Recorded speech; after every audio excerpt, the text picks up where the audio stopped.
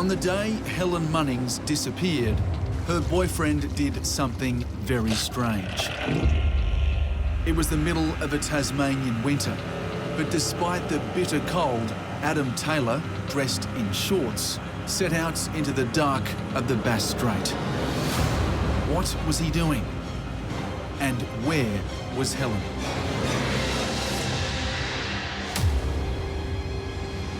Questions police have been asking ever since the 20-year-old vanished from the face of the earth.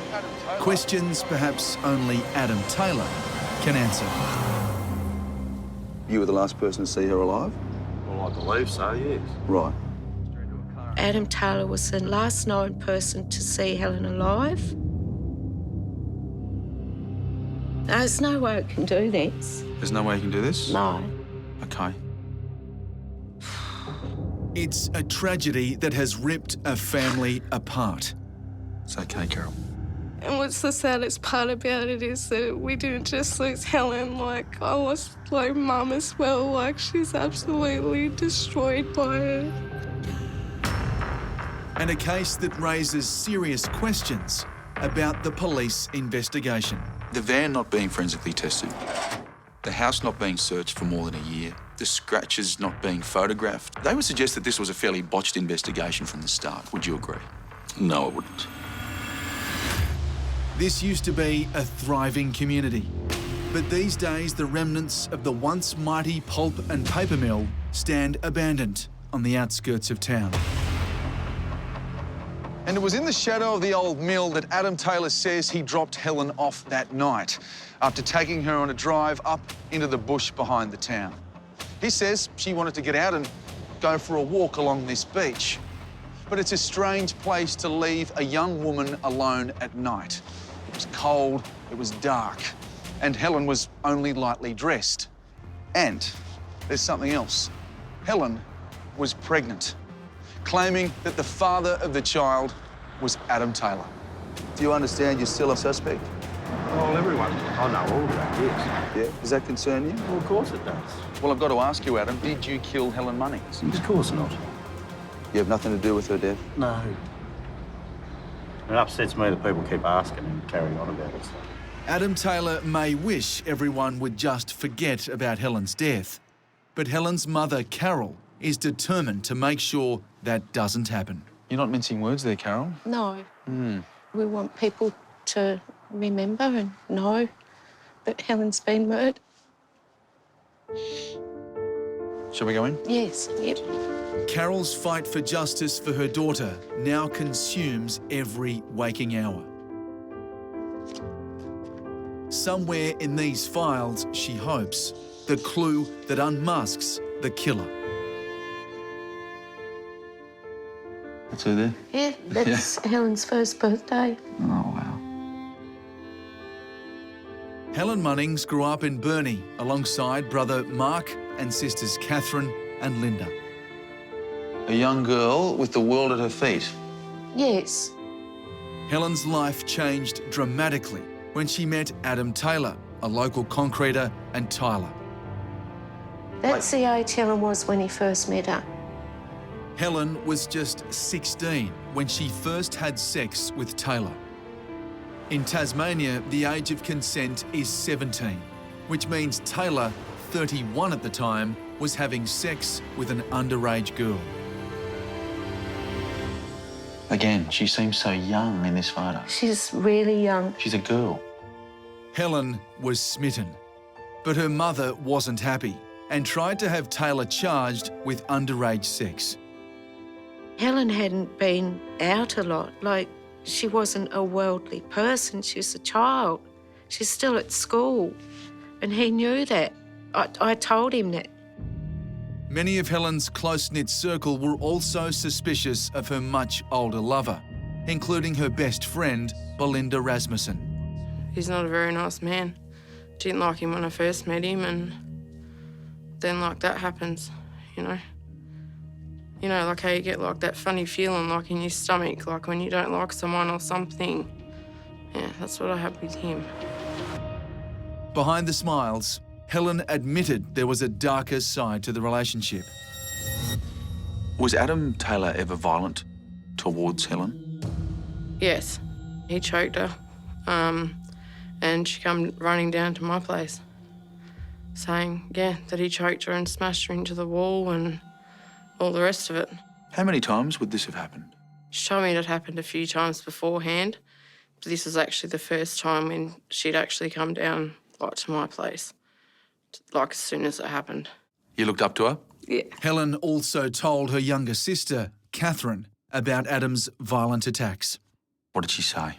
That he used to get her, like, by the neck sometimes and, yeah, things like that. She told you that he grabbed her by the throat? Yeah, just an angry person. And what did you think of Adam Taylor? I thought he was, like, the biggest arsehole on earth, to be honest, and I still think that to this day. But Adam Taylor was also leading a double life. He was already in a long-term relationship with another woman, Carolina Garwood, also known as Kaz. They lived together with their 2 young sons in this secluded house on the seafront a few kilometres from Burnie. But Taylor kept Helen dangling. And she saw a future with him, do you think?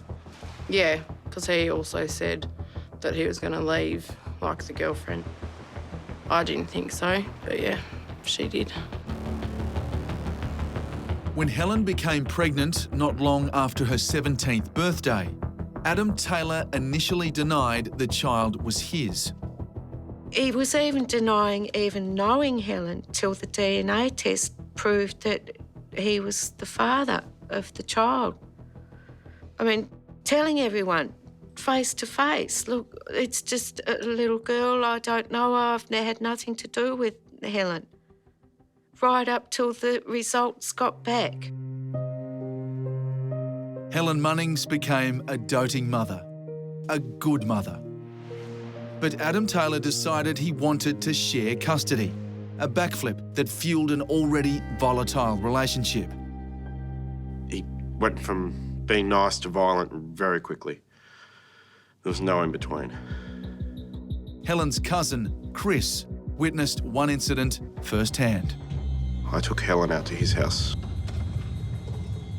And basically a fight between Adam and Helen broke out, and Adam tried to get Helen back in the car. He did that by holding her down by the throat, pushing her in the car as hard as he could. I was screaming at him to stop and to leave Helen alone, and in the end he just slammed the door on her and I took off.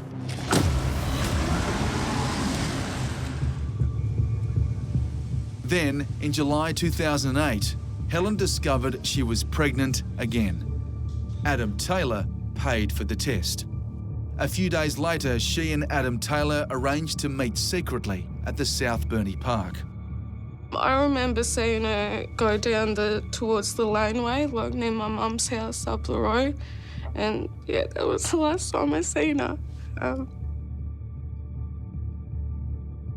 This CCTV footage captured Helen walking past the Centrelink office in Burnie. It then shows who we believe to be Mr. Taylor's vehicle, a utility. So this is Adam's ute coming past? Same type of vehicle that's it there. The white tray type vehicle? Yep. Detective Inspector Rob Gunton has been leading a re-investigation into Helen's disappearance. Picked her up on that road at 22 minutes past 4, heading out of Burnie? Heading out of Burnie, yes. Right. According to Adam Taylor, he and Helen went for a drive in the hills behind Burnie to talk about her pregnancy. He says she confessed it was the result of a one-night stand with an unidentified man. It's bushland. It's tree plantations and farmland. And lots of smaller roads off that main road? There are. Lots of roads that he could well have gone down? Yes, absolutely. Taylor says he then dropped Helen on the highway back at Burnie because she wanted to go for a walk to clear her head. He says she wanted to go for a walk on the beach. Oh, yeah, not a lie. She wouldn't do that? No. Not in winter. She only had a little top on.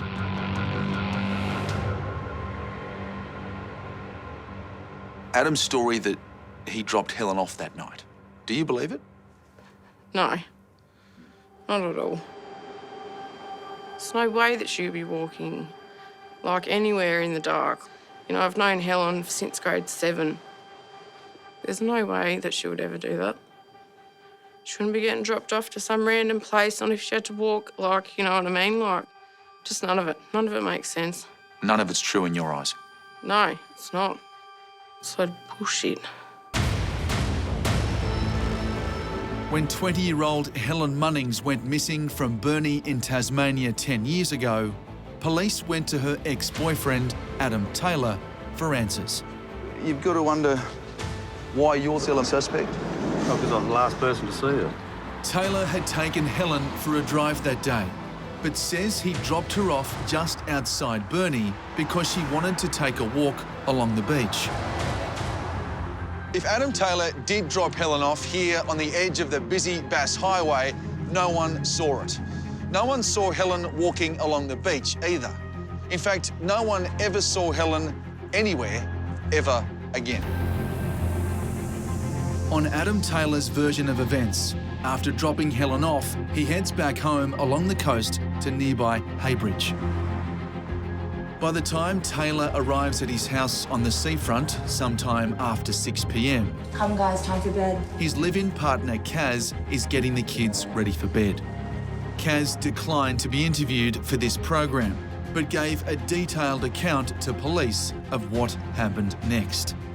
Taylor kept a boat on the beach outside his house, and he tells Kaz that someone has moved it down to the water's edge. Hey, someone's trying to steal the boat. Even though Kaz had walked past it only an hour before and seen nothing amiss. He tells Kaz he's going to drag it back up the beach. Instead, Taylor walks the boat out into deeper water, jumps in and heads into the Bass Strait, through the channel in front of the house. He will later claim he simply wanted to test the motor to see if it still worked. Does it seem odd to you that he would take his boat out that night of all nights after Helen's disappearance? It's unusual, yes. Yeah. Later that night, Kaz sees Taylor outside in the dark, moving between the 3 vehicles parked there. His mother's flat tray ute, his own Pajero, and a white Mitsubishi van on loan from Kaz's father. Next morning, Taylor hooks his dinghy and trailer up to the Pajero and drives to Kaz's father's house. Well, he says that he took the boat there because he thought someone else tried to steal it the previous evening. So he wanted to store it at Mr. Garwood's place. But just 3 days later, Taylor brings the boat back. Could it have been cleaned in that time? Thoroughly cleaned? Well, anything's possible at that time. Yeah. Meanwhile, Helen's family have reported her missing and a search is underway in dense bushland, rivers, lakes and off the coast. We are investigating the possibility of murder as part of the missing persons investigation. Once again, as Adam Taylor had done with Helen's first pregnancy, he denied he was the father of her unborn child. He also told police he was not having a sexual relationship with Helen. Alana, Adam Taylor denies he was in a sexual relationship with Helen in the weeks and months leading up to her disappearance. Your reaction says it all. Yeah, he can deny as much as he likes he was. Shortly before Helen disappeared, family friends Anthony and Alana Kelly had dropped by her house to lend her a suitcase. As I knocked on the door, I noticed from the frosted glass Helen come out of one of the bedrooms. Quickly pulling clothing on.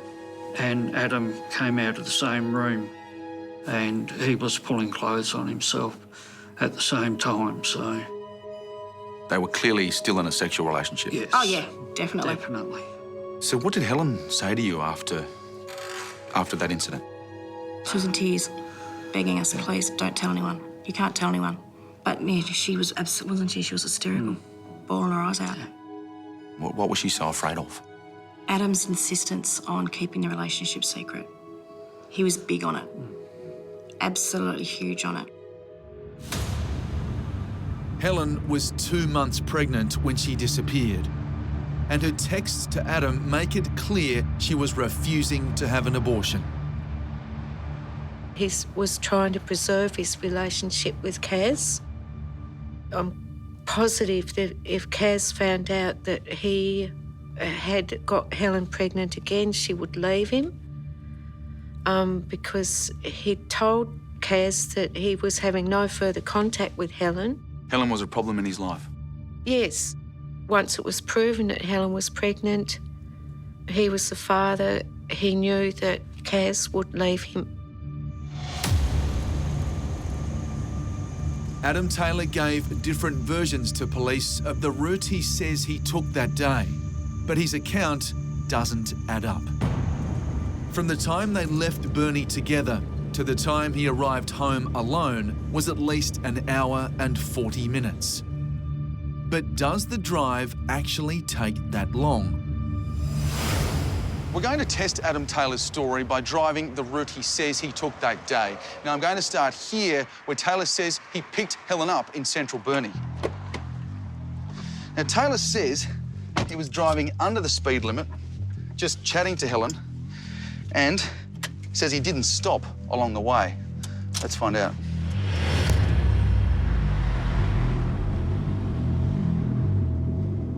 The road takes me south for about 30 kilometres. Then back towards Burnie on another road. Here we are back at the old mill, the spot where Adam Taylor says he dropped Helen off that night. Now, that trip took just on an hour, which leaves about 30 to 40 minutes unaccounted for, and a big hole in Adam Taylor's story.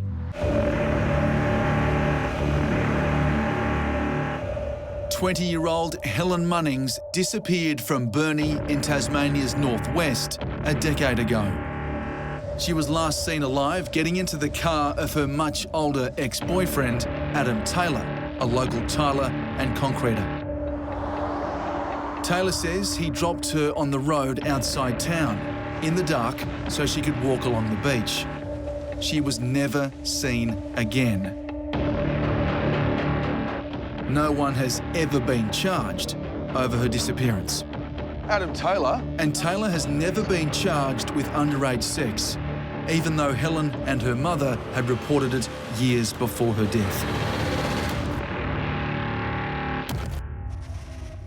Adam was 31 years old when he started having sexual relations with Helen. She was 16. That's correct. Why was he never charged with having sex with an underage girl?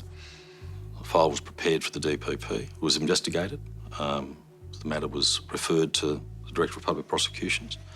And on advice from that office, no proceedings were taken. Why not? There was, from my memory, it was because could have been a reasonable belief that Mr. Taylor believed she was 17 at the time. But Adam Taylor admitted at the inquest into Helen's disappearance that he knew she was 16, and he could hardly deny it. He gave Helen an expensive Roxy watch for her 16th birthday. That one there? Yeah. Yet on record, he was still denying even knowing Helen. Yet he knew it was her 16th birthday. And there were other striking errors by investigators. After Helen disappeared, detectives questioned Taylor and noted that he had scratches on his forearm, but the investigators failed to take photos of his injuries. I have no doubt in my mind that Helen would have fought for her life, and they didn't even bother to take photos of them. Nothing. Like, they didn't believe that he'd done it to start off with, and yeah. Why were there no photos taken of those scratches? The scratches were visible in the video interview. As to why there were no actual forensic photos or still photos taken, I don't know. Mr. Taylor indicated that those scratches were as a result of his tiling business. So Yeah, that's as far as I can take that for. I find that unbelievable that photos wouldn't be taken of scratches on his arms. Well, again, I can't take it any further than what I've already told you. Because I've seen the police interview, I've seen the transcript. He talks about them and then the investigating officer ends the police interview. Is that gross negligence or am I... No, certainly not gross negligence. And the interview was ended because Mr Taylor felt faint and, in fact, almost collapsed. Mm. But do you admit that photos should have been taken of those scratches? In the normal course of proceedings, yes, photographs would be taken. Mm. It's obviously been an oversight at the time. Yeah. In another remarkable omission, police failed to search Adam Taylor's house for more than a year after Helen went missing. What took so long? Look, I can't answer that question for you. It was my understanding that it was earlier than that, but if it was a year later, it was a year later. But why would it take a year to search his house?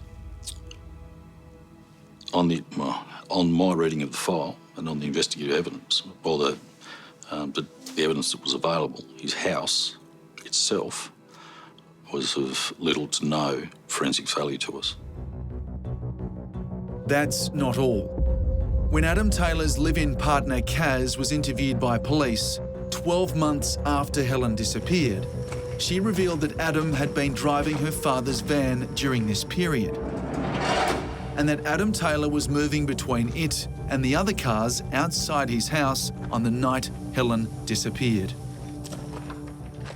The white Mitsubishi van that was parked at Taylor's house, was that forensically searched? No, it wasn't. Why not? Again, it was of no forensic value to us at that point. Could that not have been used, though, to transport a body? I would suggest not. Not in the circumstances as we understand them, and not in the circumstances as the evidence presents. A year's a long time. Could crucial evidence have gone missing during that time? From where? Well, the house, the van, these places that weren't searched or forensically tested. Not to my mind, no. Not in the circumstances as we know them. No one has ever been charged over the disappearance of this young, pregnant mum. A coroner investigating what happened to Helen found that she was dead, but there was no evidence to justify a finding that another person contributed to her death. But it was the evidence Adam Taylor gave at the inquest that really angered Helen's family. Not only did he deny Helen was pregnant to him, he said that he only slept with her because she blackmailed him into it, threatening to tell the police he'd done so while she was underage. As if that wasn't enough. He then said he didn't find Helen attractive and had to force himself to have sex with her. For her grieving family, this was just another pathetic excuse. Adam Taylor was treating Helen with contempt, even in death. Every time I see him, I just, feel sick and need to say something to him for Helen. He drives past, he leans over and waves at me and smirks. Yeah. It's almost as if he's enjoying it. What's this done to your family? Oh, it shattered it. It takes a lot out of you.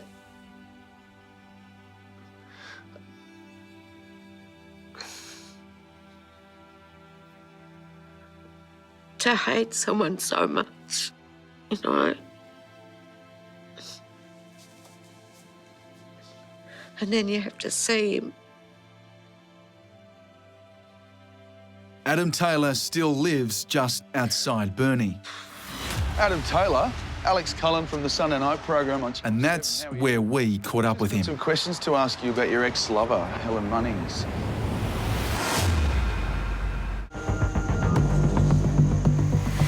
Adam Taylor was the last person to see his pregnant ex-lover alive. He claims he dropped Helen Munnings off at this beach so she could go for a walk and clear her head. Is Adam Taylor still a suspect? Adam Taylor remains a person of interest, yes. Police continue to investigate Helen's disappearance. And, along with Helen's family, they suspect Taylor knows more than he's saying. Adam Taylor, Alex Cullen from the Sunday Night program on Channel 7. How are you? Yeah, good, mate. Just got some questions to ask you about your ex-lover, Helen Munnings. Yeah. Wonder if you knew any more that you could tell the police?